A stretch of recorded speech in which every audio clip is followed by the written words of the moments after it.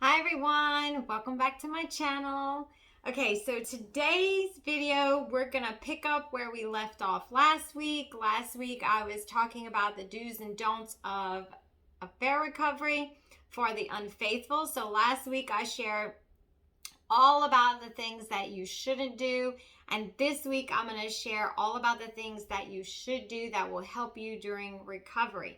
Hi, my name is Stacey. If you're new here, thank you for joining me. I am an infidelity coach and I work with clients who have been unfaithful, who have had an affair, and who would like to end their affair and prevent relapse. So if you would like more information on working with me, I will leave all my info in the description box below. You can go and check that out. I have, you can sign up for a free one-on-one chat and we can talk about what stage you're in and that type of thing, and set up a plan for you to help you end your affair and to help you prevent relapse. And if you've already done that, then we can definitely start your plan on finding your why, finding out why you had an affair and how to prevent another affair, because that is very possible. Once you have had an affair, you are vulnerable to having more affairs, because infidelity is not a root, it is the fruit from a deeper issue, and we have to learn what that deeper wound is so we can get you healed and you can move on and function in life and become the person that God has created you to be, which is beautiful and wonderful, and living a life that has emotional stability in it, because don't we all want that? Okay, so let's jump into it. So there are things that you can do that will help you through recovery, and there are things that you can do that will not help you through recovery. So this video, let's talk about some things that you can do that will actually help you in recovery and not slow your recovery down or anything like that, because we can get stuck in some of these things and they will actually slow us down, and we can get stuck in them. So we don't want to do that. So, okay, number one is forgive yourself. Go back to God. We want to learn to forgive ourselves. So we have to forgive ourselves, forgive our spouse, forgive our affair partner, and forgive God. Many times I see unforgiveness in this area, and it really slows down our progress, especially when it comes to not forgiving God or being angry at Him. We really get angry at the Lord because we think that He caused it. We're still in that stage where we're blaming others instead of trying to take responsibility for our own life and our own choices. So, we're there in that and we're blaming Him. And one reason we need to not blame Him and to move past that and to forgive Him if we are holding unforgiveness to God is because we really need His power. We really need His strength when we're trying to recover, because it's hard to recover.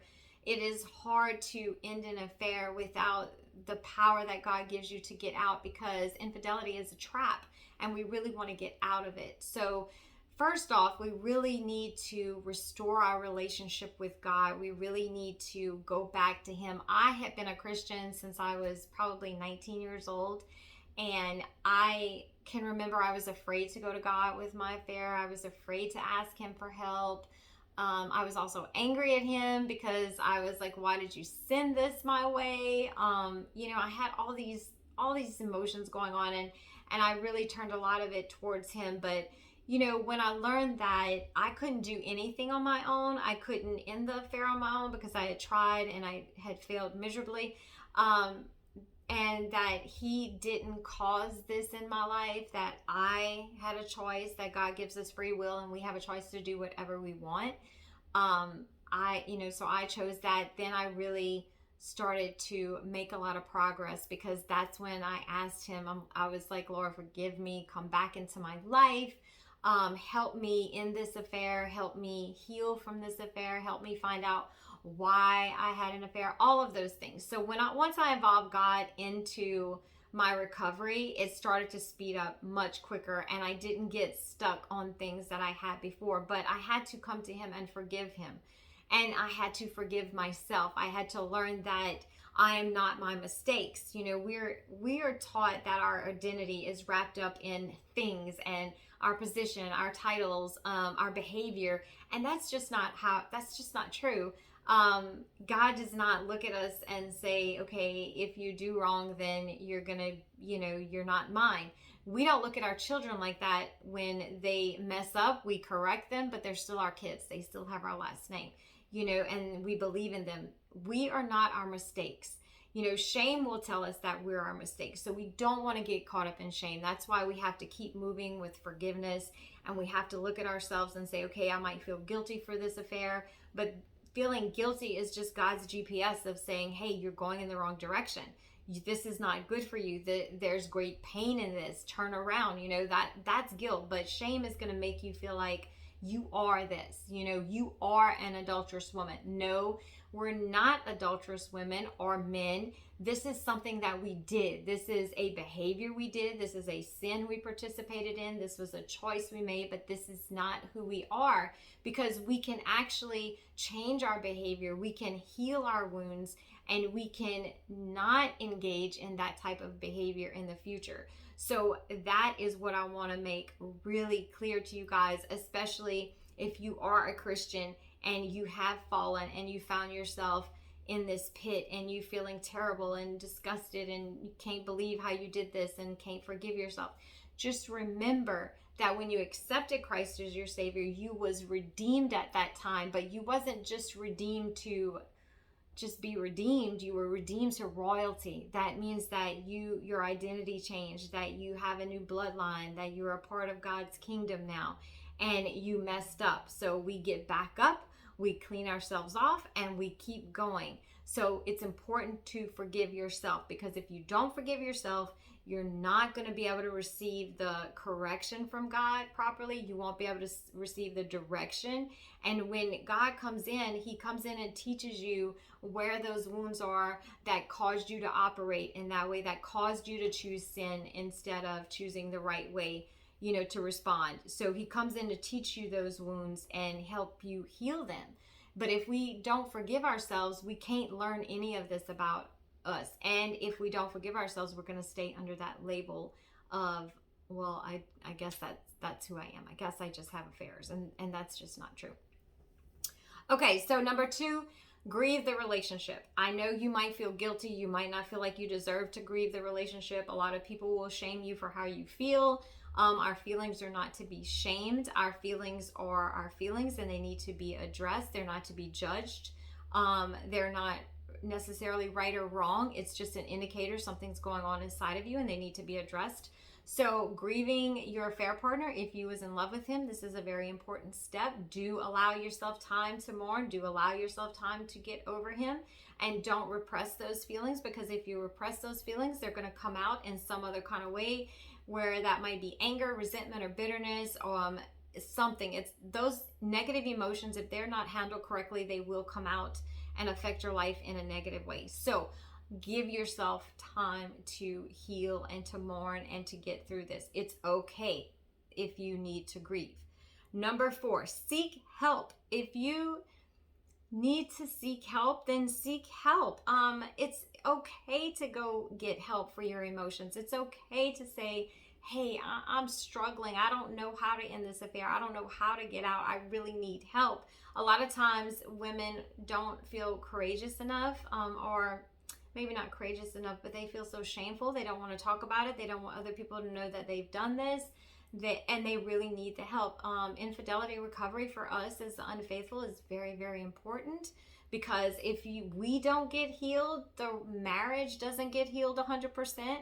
And some people may disagree with me with that, but that is my experience, my personal journey. That is what I've seen with my clients. And I fully believe that if you are trying to reconcile and you want your marriage to improve, you want to rebuild a new one, then it is very important to make sure that the unfaithful is healed completely as well, not just the betrayed spouse. So seek help if you need help. I'm here. I'm open. My door is always open if you need me.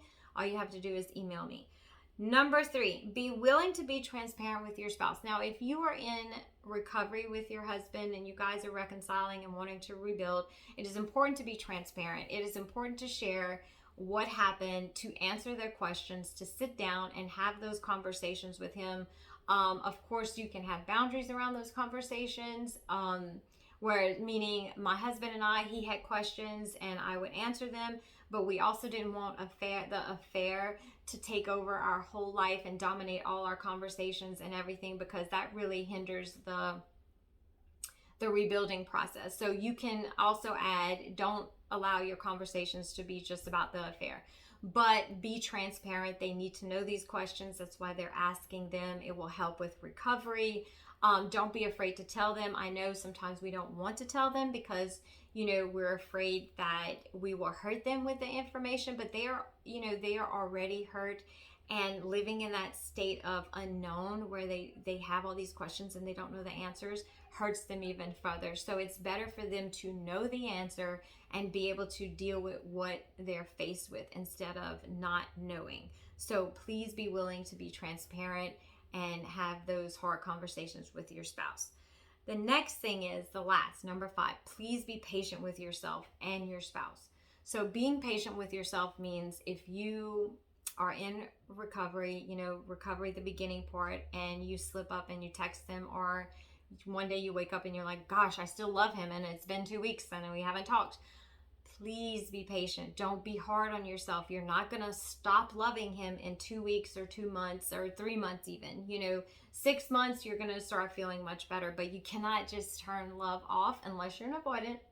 You probably can emotionally detach some and not, feel as much pain. But for the most part, you just don't turn off love just like that. So be patient. And I know, you might want to run from that pain because, now you have double pain and you don't want to face that. But you have to go through it. And the good thing is that the Lord is there to help you go through it. And somehow walking with God during that time really helped me deal with the pain. It didn't necessarily take away the pain, but it helped me deal with it. So have that patience while you're recovering. You're going to have bad days. You're going to feel like you're taking steps backwards and forwards. You're going to get frustrated.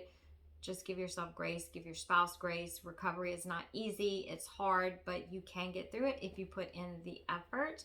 And these do's and even the don'ts that I have told you about, they will definitely help and assist you in recovery. So that is all I have for you for today. I hope you found this video helpful. If you have any questions, please leave them down below. And I will see you in the next video. Bye.